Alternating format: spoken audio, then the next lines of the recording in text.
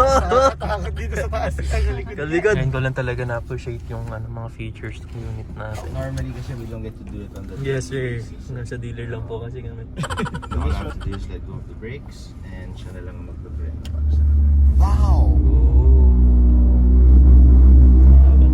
So don't mind the sound, it's just because it came from the water. So pasapa siya. Okay sir. Sure pa, sure pa. Mga boss mo na mag-Raptor. Mga boss natin. Sir Jerry, hi ka muna sa vlog ko. Hey, hi vlog! Dating BM natin sa Ford Subic po.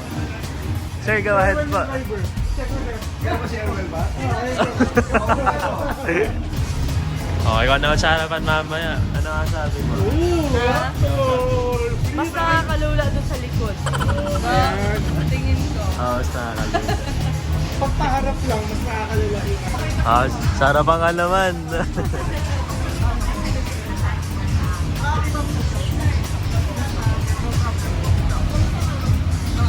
Yes! Ano daw, Josh? May assignment daw tayo. Sige. Okay, that's it. Ano sa inyo? Sasabihin daw mamaya after. Hi sir, good morning po. Hello, sir. Sir, video lang kami sir ha. So, nasa Ford territory tayo ngayon, Charis. This is the Raptor. Ford Raptor. Code orange. Yep.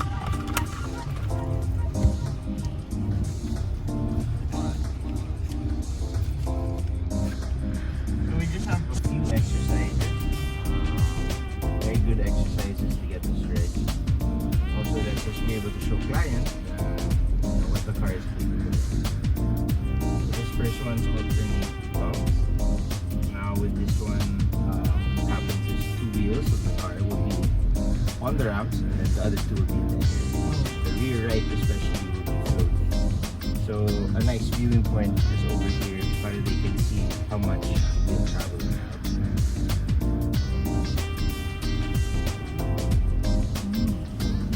So the Raptor makes it easy. Around this section, we'll get a little wheel spin. Kaya na Raptor. Raptor yan, sir. Tsaka yung gulong kasi. Yeah. If we were in the Wild Track or Everest, you'd hear wheel spin. You'd have to go to 4 high. Okay, sir. We'll line up for the waterway.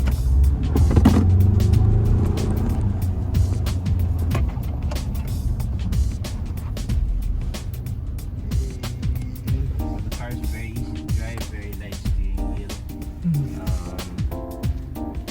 We have a water wading depth of 800 millimeters, which is roughly about the wheel 2 inches.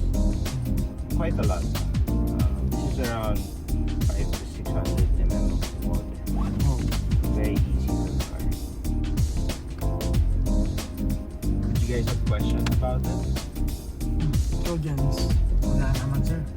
You know about the French fry logo here? Where, sir? Yeah? Okay. Hindi ako magtanong guys kasi English. Drive modes, when explaining to clients, you have 1, 2, 3, 4, 5, 6, 7, 8. And when you pitch it to them, just tell them that these are here for, let's say it's raining. You want to tell the car na it's raining, put it in slippery mode. Para alam mo na ng kotse na these are the conditions. Same with if you're doing mud, you use mud and ruts. Sand, if you're on sand, obviously baha if you want to be more performance oriented. And then you also have rock crawl, which is for heavy 4x4. But yeah, a way of telling them is letting the car understand what kind of surface you're on.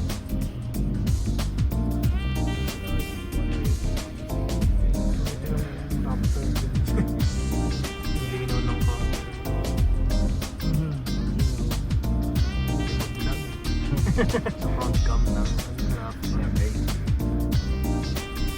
I think it's a big plus to have the 360 cam, especially with the car station.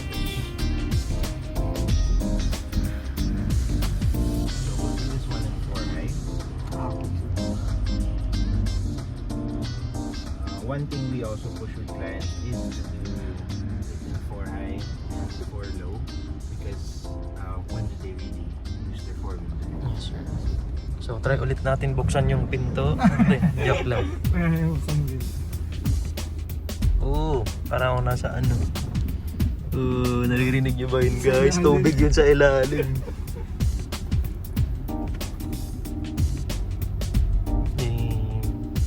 Napaka-easy kay Raptor. Kasi yung gulong, no, Josh?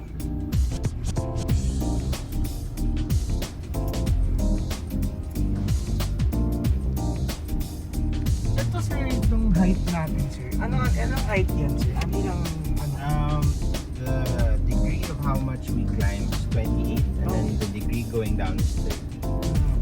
So, yeah, it's quite steep na. I don't think you'd ever really find a place that you have to do this, but it's just to show na kaya na. So with clients, I'll normally go down to 4 low, but you can do it in 4 high. Oh, No need to. You could really do it in 2-wheel drive, but you get a lot of slip, especially because we come from the water.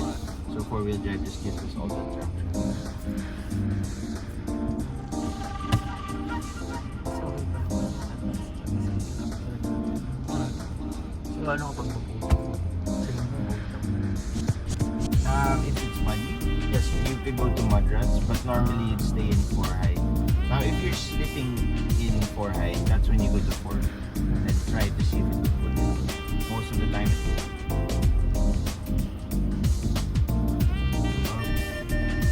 It's just the brake. Takot dito sa taas. Kaligod! Oh! Oh, Ang galing!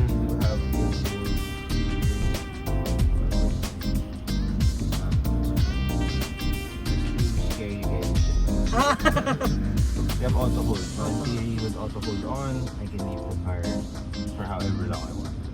For the brake. Hindi na siya bigla. Alright, so same thing. I just back to the gas. And the pull is good.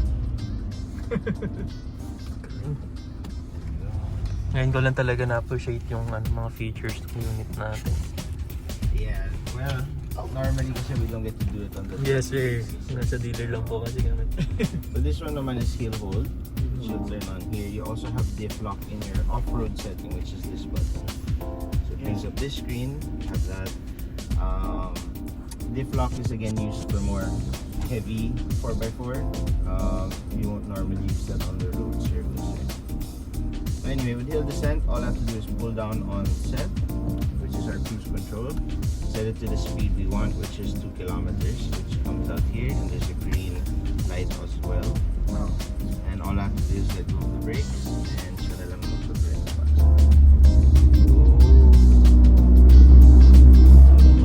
So don't mind the sound, it's just because we came from the water. So basa pa siya. If it were dry, you won't hear anything. mga vibrations yun.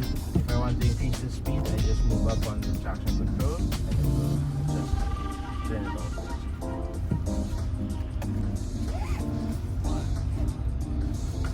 Do you guys have questions? None sir. Thank you sir. No problem. Amazing.